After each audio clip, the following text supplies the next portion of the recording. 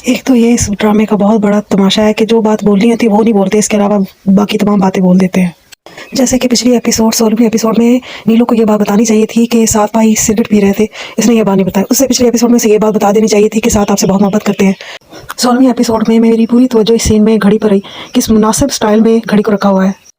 17वें episode में आप ये भी देखेंगे कि माहिर नीलू की बात पर पूरी तवज्जो से गौर करेगी और वो सोचेगी कि वो इस रिश्ते को अब पूरी तरीके से निभाएगी। और उसी टाइम कॉल आ जाएगी अरीब की कॉल आएगी तो उसे कह देगी कि मैं अब इस रिश्ते को पूरी तवज्जो से निभाऊंगी। और अरीब भी कह देगा कि मैं भी पूरी कोशिश करूंगा तुम्हें हासिल करने के लिए।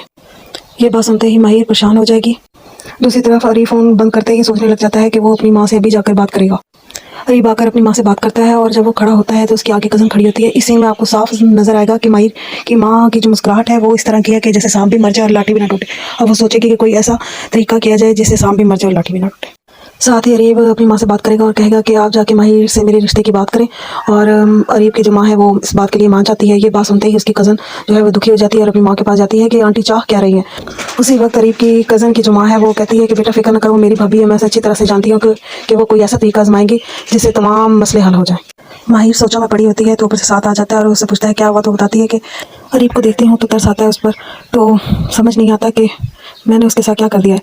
ये बात सुनते ही जो साथ है वो खड़ा होकर चला जाता है। अरीब की जो माँ है वो माहिर के घर पहुंच जाती है और जब वो माहिर के घर पहुंचती है तो देखती है कि नीलू के रिश्ते के लिए कुछ लोग आए हुए हैं। तो वहाँ पर कहती है कि मैं आपकी बहू का रिश्ता अपने बेटे के लिए मांगने आई हूँ।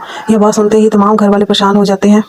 नीलू के रिश्ते वाले जब ये बात सुनते हैं तो वो कहते हैं आप लोग किस तरह के लोग हैं कि आपकी बहू का रिश्ता मांग रही एक औरत आई हुई है। तो उसी वक्त वो गुस्से से निकल जाते हैं।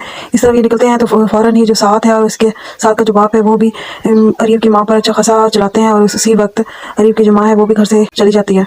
साथ का बाप साथ की माँ से कहता है कि माहिर को इस औरत के शर से दूर रखो। और माहिर अरीब की माँ की बात सुनते ही फ़ौरन अपने कमरे में चली जाती है और तोड़ फोड़ करने लग जाती है और वहाँ बैठ के रोने लग जाती है। उसी वक्त साथ आ जाता है और कहती है मैं जितना भी बचना चाहती हूँ इतना ये लोग आके मुझे तकलीफ देते हैं।